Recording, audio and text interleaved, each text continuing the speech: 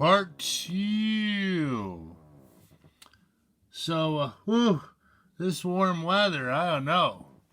Anyways, y equals cosine 1/2 x. So our b has been changed. So we're having a period change. And this says I want only half the graph between 0 and 360. So how long would it take to get the full graph? Well, if there's half between 0 and 360, it would take another 360 to get the full thing. So that means it's 720 degrees. Or it's 360 divided by our b. And whenever you take a divide by fraction, you take the reciprocal and multiply. That's 720 degrees.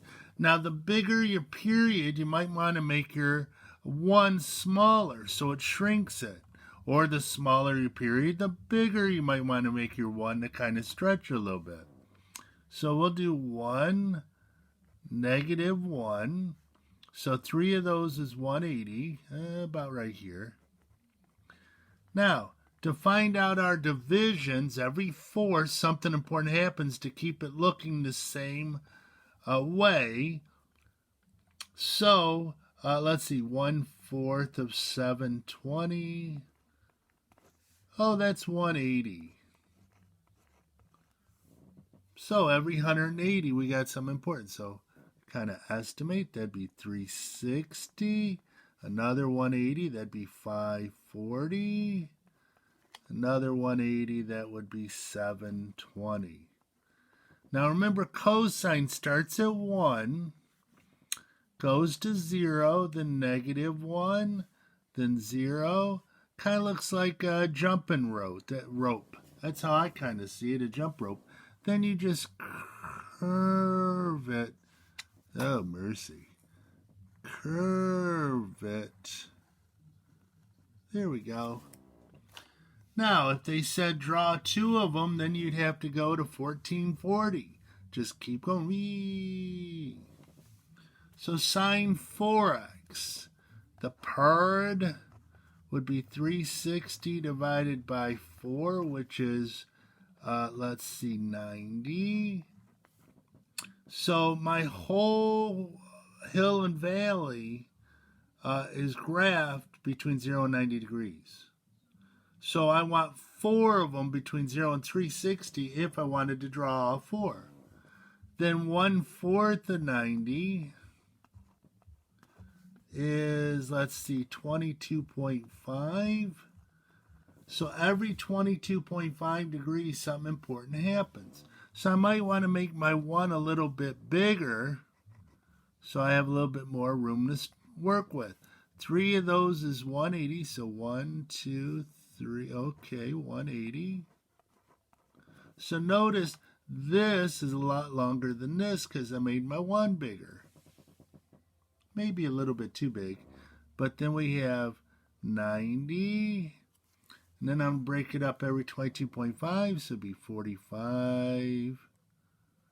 22.5. This would be 67.5. Now I only want you to graph 1 period. So, sine. Sine starts at 0, goes to 1, 0. If you watch any of the old science fiction movies, they would have something called an oscilloscope, and that's what it is measuring this to see if it's coming in at the right rate. Looks like a blip. But, wow, the older TVs used to go on this method. Now it's different. So try one on your own. What would sine of 3x look like? Stop the video and then go ahead and graph it. Then turn me back on. Okay, so to find the period, it'd be 360 divided by 3, which is 120. So 1/4 of that is 30. So it goes 30, 60, 90, 120. So I'm going to make my 1 a little bit bigger. Since this period is smaller, 3 of those is 180. So, there, I'm estimating. Then half of that is 90. Now I need to go by 30. So it'll be 30, 60, 90, and then 120. And sine is 0, 1, 0, negative 1, 0. And then curve it. Now, is this precise, exactly right? No, it just gives you an estimation. If we wanted precision, we'd use a computer. Now, as I said, you'll be seeing this in physics, and upper level science, upper level math, calculus. Oh my goodness, yes. But anyways, here's the 4 homework problems. We'll make this due Tuesday. Then these 2 are also due Tuesday. That's just amplitude change. These are just amplitude change. These are just a period change. Then Monday we're going to do a period and an amplitude change. But this won't be due till Tuesday. That way if you want to take a break this weekend, that's okay with me. Hey, stay happy.